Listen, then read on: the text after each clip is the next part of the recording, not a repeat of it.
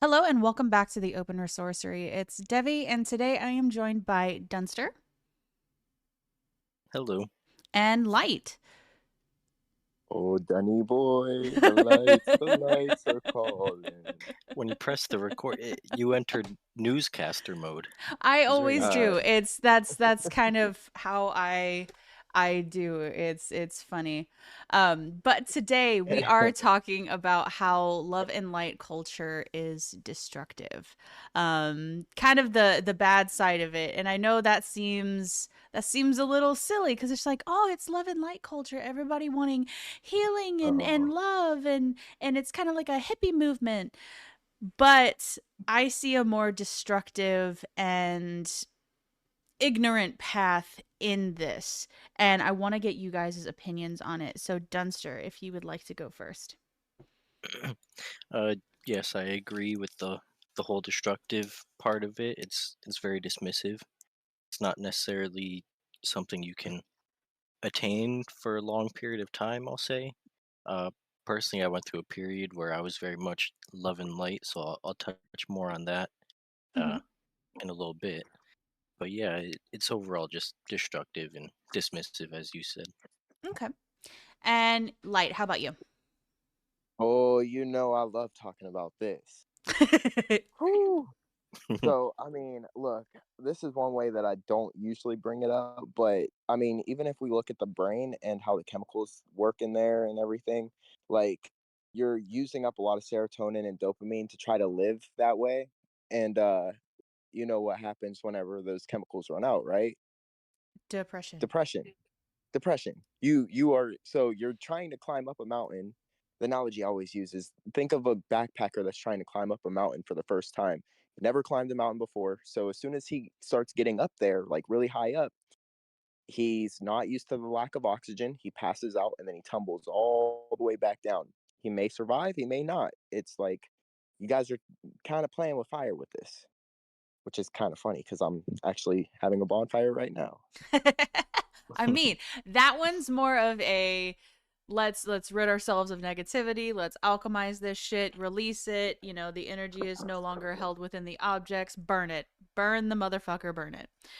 And I'm here Yeah. for that. I am very much of the once something, a situation, be it romantic or personal or friendly or whatnot, once that situation is done, if there are objects that are Burn it holding all. power of that relationship, yeah, burn it.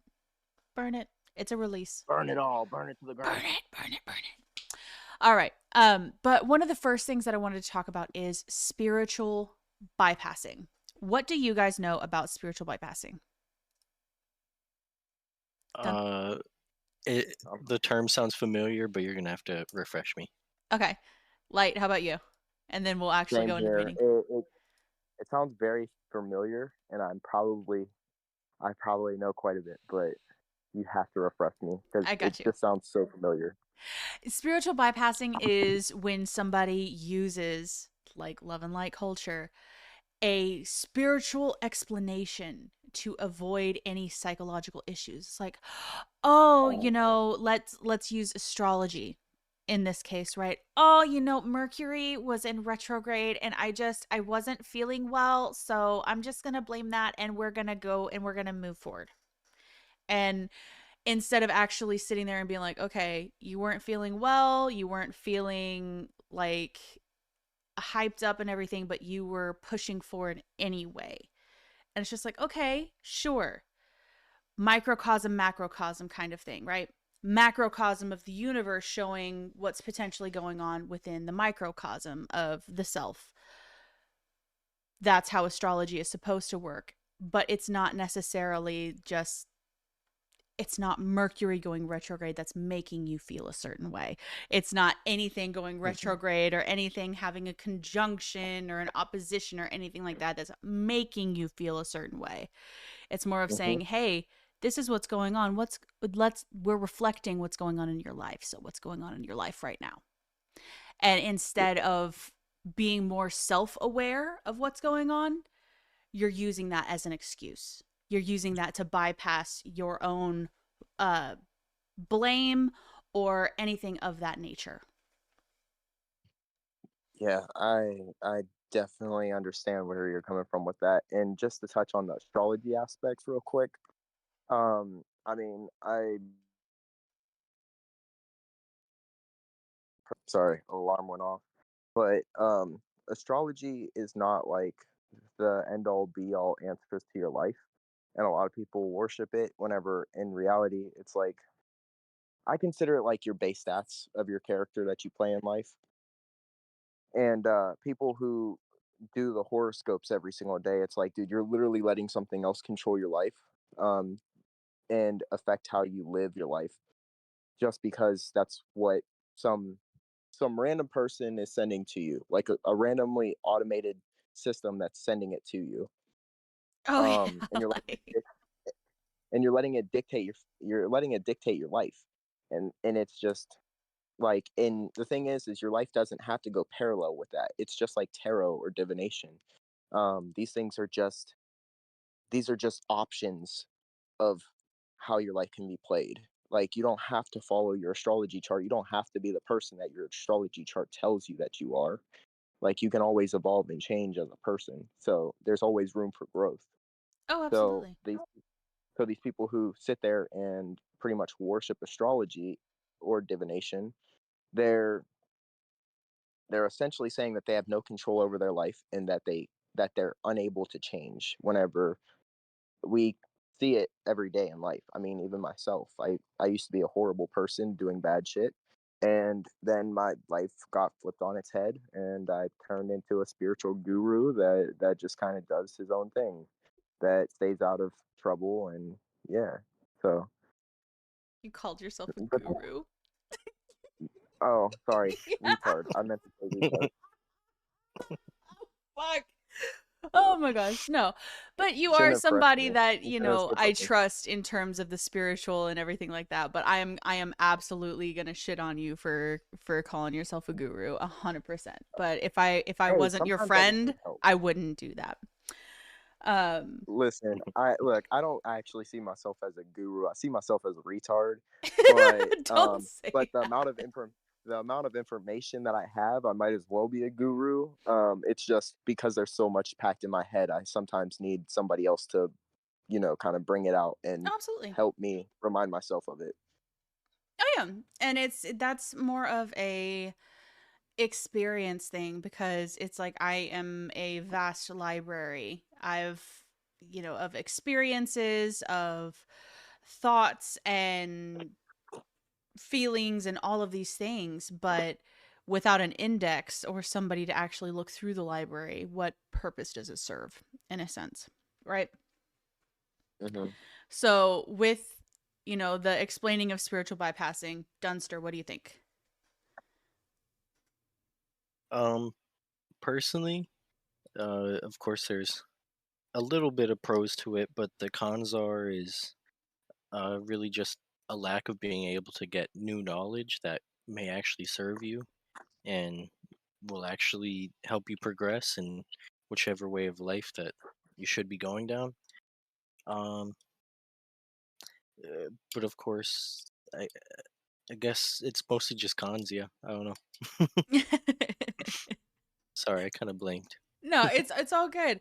I've noticed that people use it either as like a defense mechanism and a way to either shift blame away from themselves of, oh, I was acting crazy and I was acting up and, all of these things where they could have actually injured somebody as a spiritual Yeah, explanation versus taking accountability, taking themselves into account and allowing growth to happen. I find this is a way that people stagnate a lot because when you first get into the Hmm. spiritual communities and you start talking to people and expanding your knowledge and things like that, there are a lot of people that use it almost like a weapon.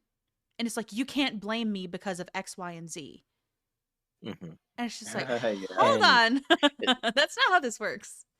I feel I'm more able to relate to it in terms of like understanding it based on people that actually aren't spiritual, and it's actually the opposite of the love and light culture. I'd say it's the doom and gloom, and it's it's definitely a cycle I've gone through where it's like I can't do this, I'm anxious, I can't do that, I'm depressed, sort of thing, Yeah. rather than Mm-hmm. the opposite. I, Yeah. Well, I I mean, would honestly. Oh, everything sorry. exists on a spectrum, so I could definitely see that. You go from like Mhm. love and light to nihilist, and it's just like, okay, Yeah. let's uh, find That a was happy that was medium. me.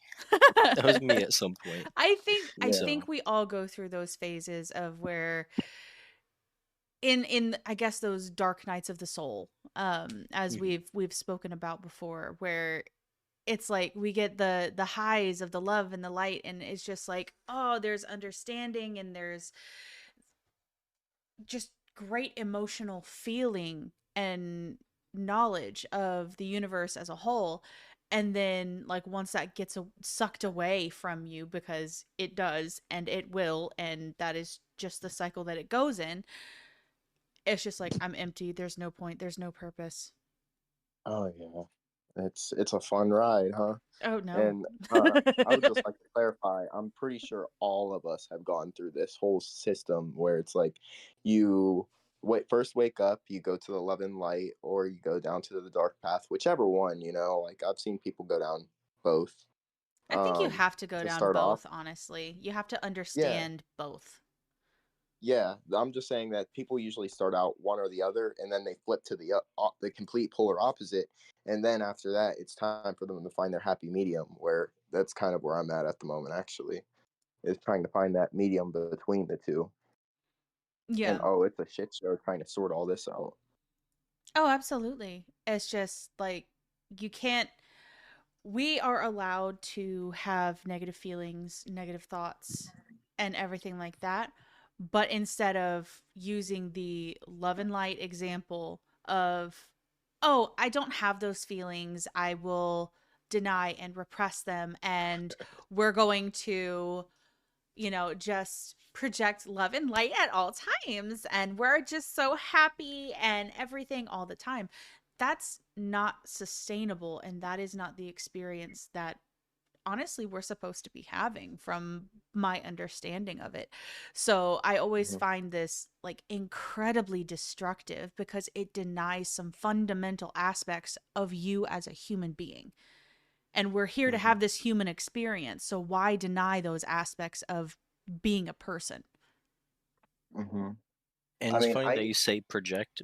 One sec, because I find it that whenever I meet someone that's all love and light, I can almost sense that I know they're lying to me in a sort of way. Like, of course, it feels like they want to believe it, but I feel deep down that they actually don't. But uh, they believe that it's actually benefiting them by coming across as a person that's only loving and only like, yeah, just only loving, It whereas it's is. not yeah, possible.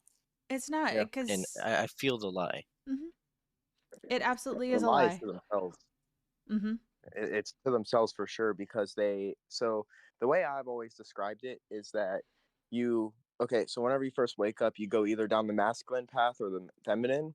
And what's funny is because feminine is chaos, and then masculine is orderly or whatever, like that's like kind of the duality. What I've noticed is people who go towards the feminine on the start of their spiritual, they actually don't go, they try to be love and light, where it's like they try to like put out so much love and everything, whereas if they're in their masculine, they go down like the chaos type of, where they're just like on it, you know what I mean? Yeah, and they're It's not understanding it's that hard it's to exact explain. opposite of what they're trying to do. Um Yes. cuz I mean, Hmm. let's be real. They try Feminine. to balance it. All the feminine energy in the world, right? And Hmm. if we're actually attaching it to females, we are the ones that are holding the gate of life and death. Uh-huh. Now, the masculine kind of gives us the instruction. Is it open or is it closed? But a lot of times, even with that instruction, we have the ability to be like, hey, it either lives or it dies. And you have to see the dual aspects of that. Um, just like the dual aspects of the masculine, where we have war but we also have peace and structure and society. So you have both of them in their duality. And it just, I find this whole thing of just like trying to brush over the darker or more unsavory aspects. I find it very frustrating because that's the beauty of the wholeness, right? Not every seed is meant to sprout, right? And that's normal. Just like not every civilization is meant to last. You can't just look at the good times and ignore that there are bad times that are there too. That's not the wholeness of being. The other thing I wanted to talk about, and I find this very much along the same lines, stoicism. I hate this so much because this is more so used by Refresher needed. the masculine in the same regards in spiritual bypassing. It's not true stoicism, but it is like a potentially inbred cousin. Oh god. You did not just say inbred cousin. It's a potentially inbred cousin. No, because true stoicism is being able to observe. True stoicism is being able to observe and be kind of in an observer state, but have the emotions at the same time. You're not ignoring them entirely. Whereas people are using stoicism as a whip for, I will say, mostly men. It's like men should always be stoic and like they are unaffected and nothing can get to them and there is no emotion and blah, blah, blah, blah. And it's so fucking stupid and I hate it. It feels like you're taking some shots at me, okay? I mean, I'll appreciate it. if you feel like shots are taken, then I'm asking you to take accountability. That's what I'm saying. yeah. Because the human experience overall in just like a physical sense, in a spiritual sense, in an emotional sense, is here and it is full of emotion, right? It is, you cannot have a true full experience of being a person without the emotion. And I'm so fucking sick and tired of these people being like, boys don't cry, boys don't have emotions, boys can't show anything, and everyone's got to be stoic. And it's just like, okay, yes, but the only way to get to the observer state, the only way to get through it is to actually get fucking through it. You got to go through the valley of the shadow of death. You can't sit there and be like, I've never experienced this emotion. It's uncomfortable. I'm not doing it.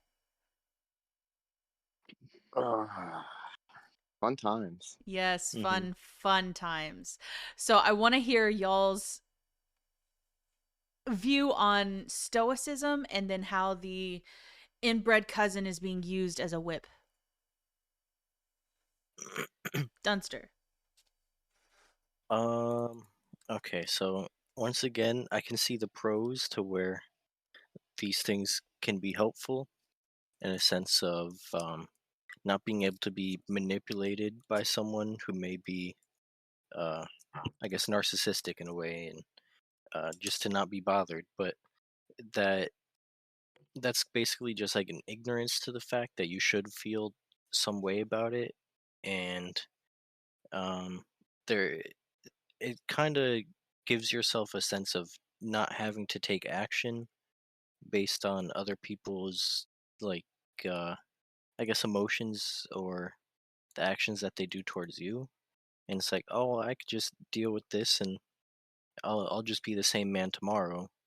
But it's sort of on, like you said, it's the other end of the spectrum or the inbred cousin. It's not sustainable, and there is a crash and a burn to it. Mm-hmm. Yes. Light, your opinions, even though you felt personally attacked. And for that, I am sorry. But if I'm highlighting something, then we'll talk about it later. I'm just messing with you. Like, I mean, I have my own dealings with trying to feel emotion and shit. Like, it's trauma, you know. Mm-hmm. So like I'm not really one to be able to comment on the subject just because I am one of the, how do I put it, one of the applicants of the situation. I'm one of the participants. So um I would personally say that there is a good side to it, but I mean everybody has told me that it's not good. But like you can get shit done. You can build upon yourself in other ways and everything. Uh while like taking a time out from um kind of going through that valley of of death and everything. So I have some weird views on it. I would say that it's a good thing and a bad thing, but whenever it's used against people, I feel like it's honestly kind of a shit situation because I've had that happen to me whenever I was going through some stuff, and I was like, damn, thanks, man, great friend, awesome, thank you. Uh, and for anybody who doesn't get that, that was sarcasm. It it, it sucked, but um, but I'm not really one to complain about it because I get where they were coming from with it. They were trying to help, but not really what I needed to hear at the time. So I guess all I'm trying to say is don't use it as a whip, and yeah, don't judge somebody that has these problems with having a hard time feeling emotions and stuff because there's probably a lot of shit that they have to unpack in order to get through it, and they have to take it one step at a time. Like even if I were to try to deep dive into it, it wouldn't work properly. It's like one of those things where it has to come up to the surface by itself for me to work on it because like diving in to try to fix it is the further I go down, the further it goes down. So it's like it's just out of reach at all times. Yeah. And I'm not stating that stoicism itself is bad. It's people that are disguising the inbred cousin as stoicism because stoicism as a practice is good. It is good, but there is a huge difference because A practice, yes. stoicism doesn't deny emotion. Stoicism doesn't try to erase emotion, but the inbred cousin does. Ah, okay, okay. Do you know what I mean? But yeah, I get what you're saying. And I was pretty much talking about the inbred cousin where I'm like, yeah, there's a lot of times where I kind of just like throw them out and I'm like, I'm not gonna think about it. But I mean, then again, I also have my moments where I'm like, okay, let's go ahead and dig deep on this. And the problem is whenever I try to dig deep on it, it doesn't really come to unless like it always comes by whenever I'm not ready for it. I So mean, are you ever truly ready for fuck no. like Huh? Fuck emotions like no. that? Okay. They're hard. They're Fuck hard. And no. it's not meant to be like a freaking spa vacation, right? It's meant to be, hey, let's take this apart. Let's deal with it. Let's actually analyze it and look at it and feel it. And then once you actually allow your body to feel it, allow yourself to feel it, then all of a sudden it's just like it's no more pressure.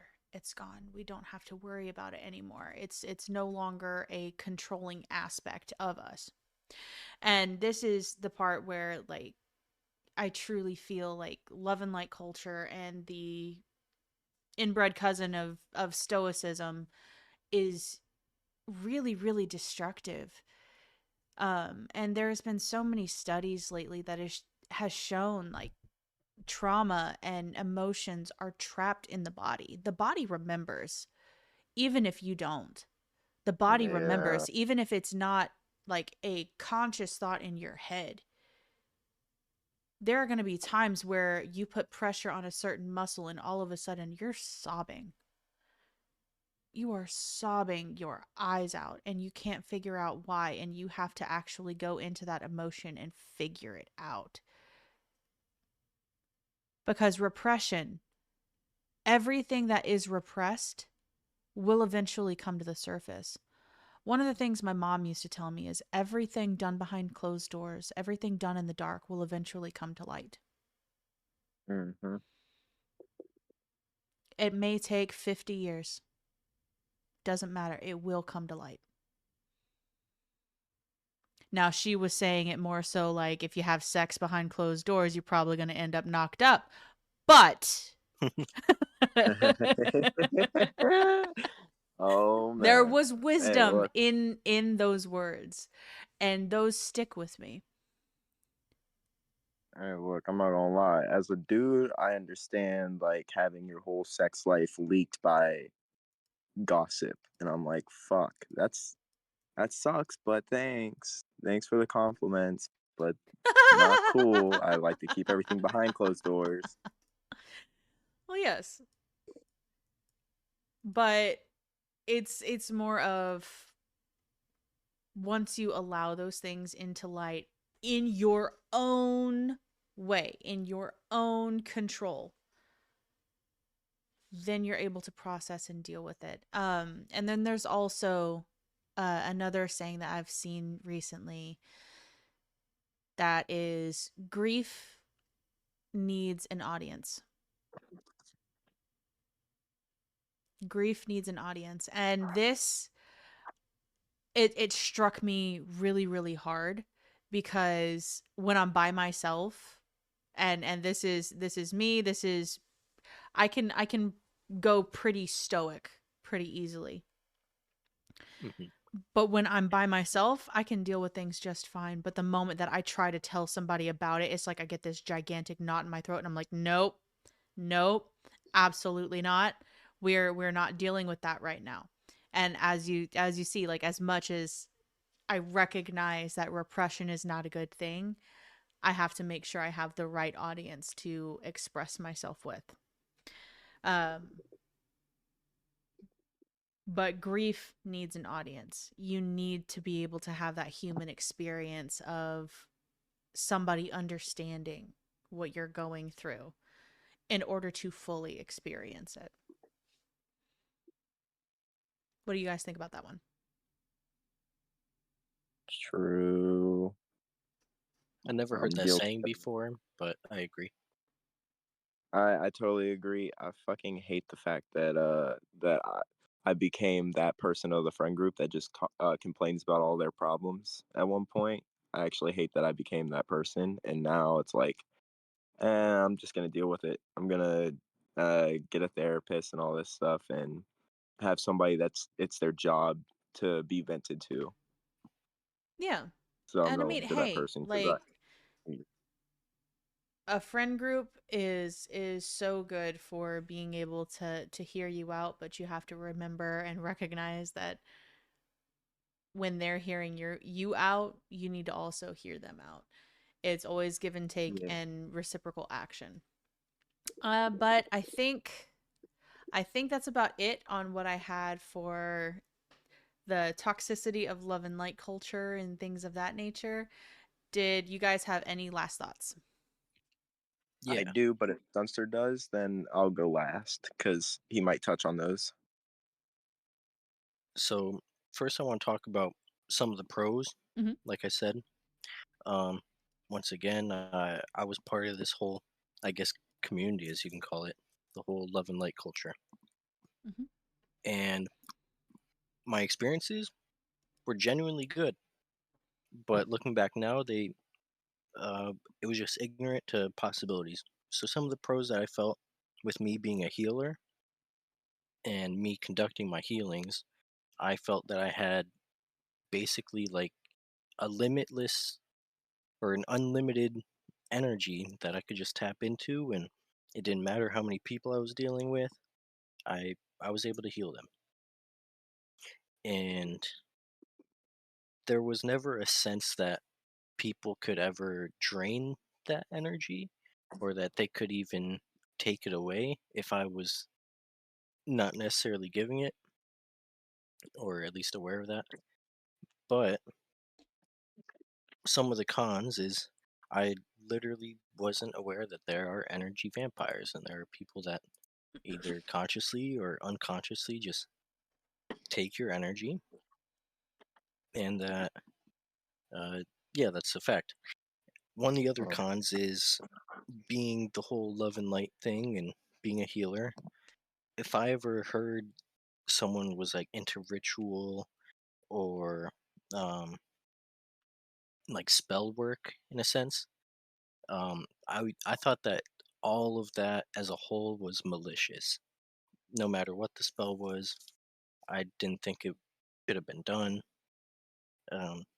Of course, there's like different things add on to that that I'm aware of now that I've actually gotten knowledge on based on like these are like karmic cycles. We can either Mm-hmm. go through that and let it be or whatever that is, you know? But yeah, karmic cycles. Um, looking at the notes, sorry. Okay. I feel like I think I said it already before, but um, it's basically yeah, just a lie to yourself, and it doesn't feel like you can actually continue your life like that. Like you kind mhm. of behind closed doors, of course, you're dealing with all your own stuff, and then you meet all these people. They look up to you. They want to learn things from you. So your next jump to action is, oh, I'm gonna put myself out there as an only positive being, and all these people should be just like me. That's the cons. No one should ever be just like you, and Mm-hmm. you don't have to always be Mhm. positive. And yeah, Yeah. Absolutely. It always comes across to me as like, oh, let me put on my Barbie mask. Like, hmm let me just Yeah. let me put on my Barbie I mean, mask. yeah, whenever I think about the whole thing, it's like, dude, they completely forget about the concept of balance. Because I mean, everybody wants to live in their third eye and their crown chakra and their throat chakra. They all want to live there, but then they forget that they also have lower aspects as well. They're like, oh yeah, the roots can be ignored, but there's actually a great quote. I'm gonna butcher this, but it's the a tree cannot reach up onto the heavens unless its roots reach down into the pits of hell.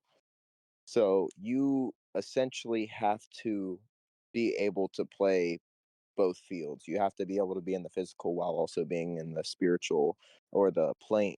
Uh, Man, there's so many different words for it: the astral, the spirit realm, whatever you want to call it. Absolutely. Um, Planeswalking. I've heard somebody say it that way. So like, there's a lot of different names for it, but it's all essentially the same thing. So but yeah, they completely forget. They're completely ignorant of the fact that everything is they want to be like, oh, I'm going into 5D where duality doesn't exist, and it's like, okay, let's sit down and think about this for a second. Do you live within duality? Yes or no? Yes. Yes, we live in duality. This physical reality is duality. So, whenever you still have an aspect of yourself that is grounded within the physical reality, you have to apply those laws. You have to understand that those laws still apply to you. Mm-hmm. This physical body does not go into the astral. No. So why is it that you are trying to ignore your ego? Like, these people, they talk about killing the ego, but every single time you kill the ego, you're replacing it with another one. That's how it works. As soon as you remove a mask, you're gonna hmm have another mask. You're not ever gonna get rid of the ego all the way until you die, Absolutely. at least in a Ooh, sense. And that even then, you're one still gonna that have one it a. reminds me of, think of somebody having like a really large gash in their body, right? A gash in their skin. New skin is going to come and cover it up. Mm-hmm. Of Something's course. always going to come That's and cover it up because that's how the body protects itself. Of course, that's how it works. You're still connected to this body, so those laws still apply. That's why the law, like, these people sit there and think, oh, let me go ahead and kill my ego for one. But then they also say, let me apply the laws of the universe, like the law of attraction and things of that nature, and also karma and all these things. But then they completely play ignorance towards things of duality, but it exists. And I just, yeah, You know what? it just doesn't make sense to me. Speaking of duality, um, Hmm. I believe yes, everything exists on that dualistic type spectrum. Cool.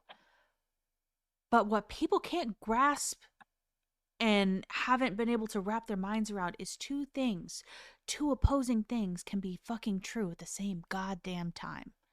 There is no Hmm. reason that both cannot be true. And more often than not, they are. And you just have to grasp that. You have to grapple with it. Like raising your vibration, ridding yourself of negativity, but also not denying that, hey, there are negative aspects that are going to be hard. And we deal with those. We don't deal with those by burying them in a pit. We deal with them by bringing them to the surface, examining them, being like, okay, which of my needs were not met? And this was met with an unpleasant emotion. And then growing from there. You took the words out of my mouth. I was picturing what you were saying about imagining someone has like a giant gash and then the skin that replaces it, but also it's not just the skin that replaces it that's covering it, it's every action that you do in denial of that base emotion adds another layer of this is a Hmm. way to survive and not have to actually unpack this trauma, Yeah, which it is calluses Absolutely. the over. ignorance of the love and light and the stoicism. These are these are definitely mindsets that can be beneficial, but it's not a lifestyle. You can't live your full life fully in these mindsets. It's not possible. Hmm. It's just like I stated at the very beginning with the dopamine and the serotonin in your brain. Once those reserves are spent, like you're kind of screwed. Like you're going to go into a depressive state. Whether you stay there or don't, that's really up to you. But I mean, this is also another law of the universe. Anything that um I always butcher this one, but it's the simple concept of anything that has force has an equal and opposing force. So it's Mm-hmm. like so essentially what it's saying is like, hey, if you want to just raise your vibration constantly without ever coming down and grounding, eventually you're going to be forced down. You're going to crash at some point. So you have to learn how to balance those two and actually control them. I mean, I understand that some people are like bipolar or whatever, and that may be not necessarily possible, but there are other ways around it if you just um I mean, like with chemical imbalances and stuff like that, if you watch your dieting and try to supplement for the lacking of serotonin or dopamine or whatever chemical that you're kind of lacking on, you may be able to, how do I say it, kind of like buffer those effects from it. Absolutely. Well, that and I mean, the American diet is horrible and we're being poisoned by, every food manufacturer that there is. But I digress. That Oh, is I that just is had a a talk for another cheeseburger from day. McDonald's. Hmm. Oh, honey. It's Wait, what did you okay. say? I just had a cheeseburger from McDonald's.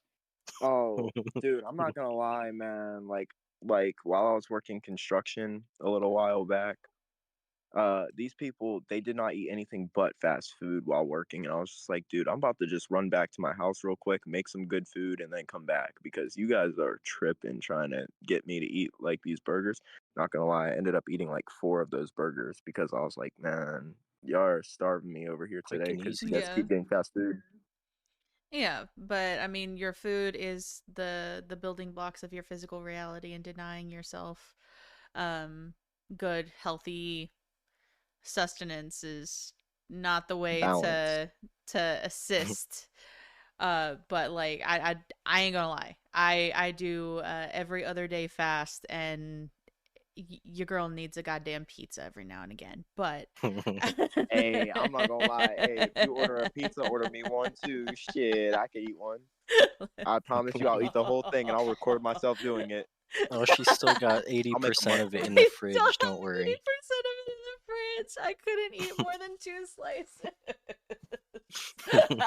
Yeah, she said that last night. She was like, I got a pizza and I ate one piece and I was full, and then I got another piece and I just couldn't eat more. I'm like, huh, dude, I That ate was like throughout half the the pizza entire before I'm day, full. though. Like, no, like I love pizza.